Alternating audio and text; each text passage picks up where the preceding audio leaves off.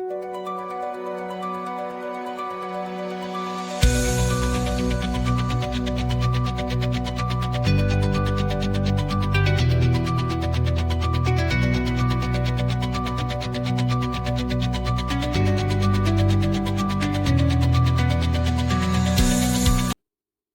guys. Welcome to our Race Awake podcast. I'm Doug Fortune.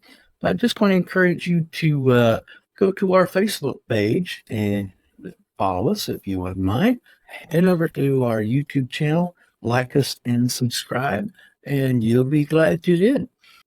Our personal spiritual journey is the process of moving from the subjective experience of the Adamic world to the objective reality that Christ secured in Kairos, in eternity. Now, this means we are not only created in Christ there, but we are born, anothen, born, incarnated in Christ from the higher spiritual realm, the realm of eternity. Now, when we ascend to this truth, the moment it changes our belief, it changes the source of our belief. We shift our subjective experience from the finished lineage of Adam to the eternal lineage of Christ. Proverbs 23:7. For as he thinks in his heart, so is he. Here's the rub. Here's where the rubber meets the road. As long as I see my incarnation in Adam defined by limitations, failure, my subjective experience will reflect that belief and limitation. Because as I think in my heart, so am I. I cannot see my incarnation in Adam. I must see my incarnation in Christ. The origin. Now, concept of origin, our origin is crucial to establishing our real identity, our true identity, undefiled spiritual DNA. Now, here's what the Gospel of John says, John 1:13. It says, which were born, incarnated, which were born not of blood, nor of the flesh, nor of the will of man, but of God. Born of God, incarnated of God. Now, the word translated as of in this passage is ex or ek in Greek. It means denoting origin, the point whence motion or action proceeds. Now, this is a powerful declaration of our true parentage and source. The origin of our authentic incarnation was not ek of Adam. The origin of our spiritual existence and true reality is God. We proceeded out of him. Now, at this point, we got to confront a lie that has been obscuring this truth, and it is the lie of original sin.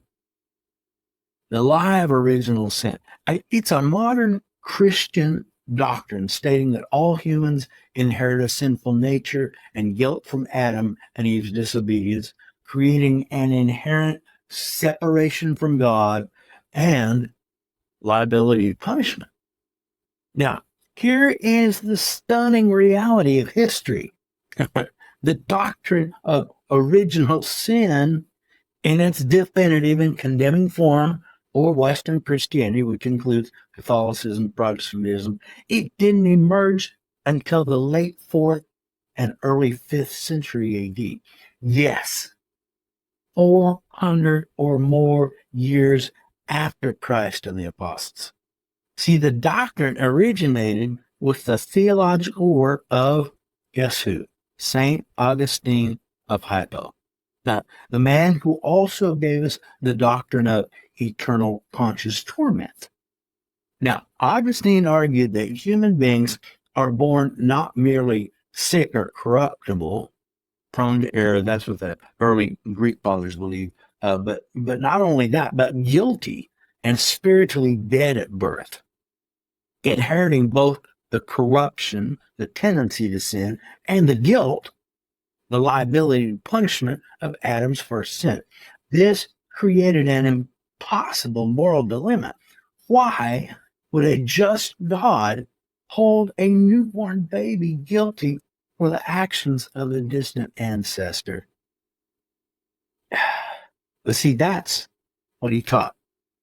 Now, that doctrine, it's a horrible invention, stands in stark opposition to the earliest declaration of our design. See, as we saw earlier, and we've seen in other teachings, is we did not enter this world in original sin. We entered this world upright. Ecclesiastes declares our original untainted design. Ecclesiastes 7:29. Lo, this only have I found, that God hath made man upright. This upright state means raw, nascent human spirit entered into the world right, pleasant, prosperous, and esteemed, in a state of harmony and peace, not of inherent guilt or sinfulness. The corruption is the result of the fall of the cosmos, the fall of Adam, and the exposure to the external carnal system. It's not the cause of our existence. See, Christ in his finished work forever established the fact that we are reconciled and we are justified objectively, regardless of our subjective behavior. Now, I'm talking about the prototype and the second man, a whole different species. Our divine presence and the emergence of a new species of humanity is found here, John 1:14. And the Word was made flesh, incarnated, and dwelt among us. Now, this word translated as among is in Greek, en. It means a fixed position in place, time, or state, a relation of rest. Now, we know that the Word is not merely pages in a book, but the Word is Christ. The Word is the living Logos, Christ the Word. He was incarnated and dwells in a fixed position of rest within us, just as we were incarnated in Christ and dwell in a fixed position of rest in him.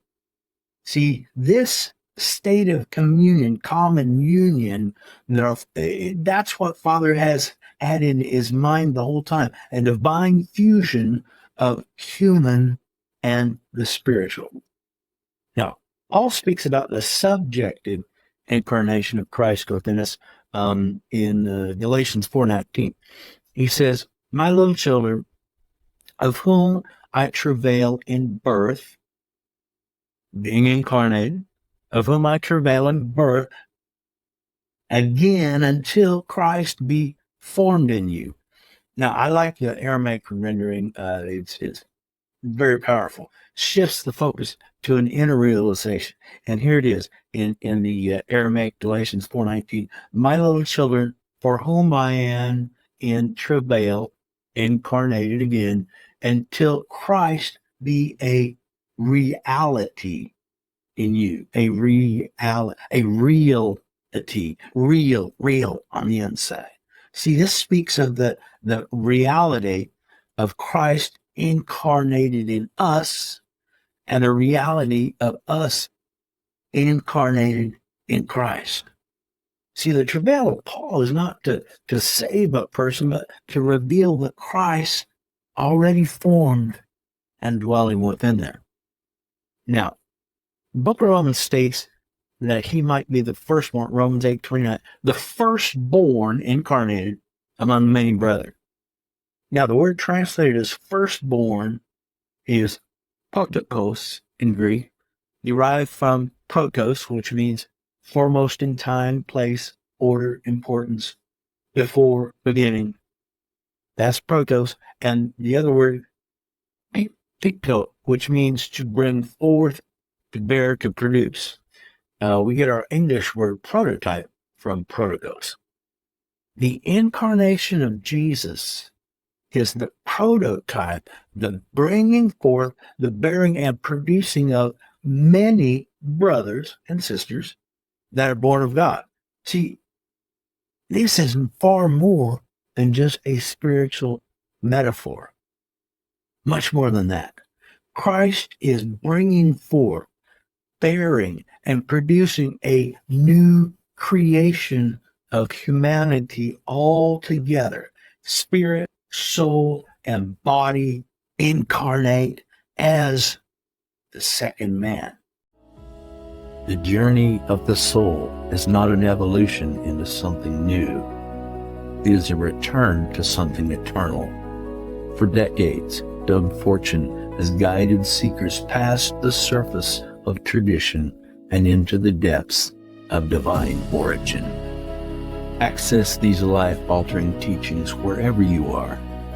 Unveiling the Great Heresy, Eternity in Our Heart, and Remember and Return are all available now on Kindle and Audible audiobook, as well as in paperback. The Oracle is speaking. It's time to listen. Available on Amazon and Audible.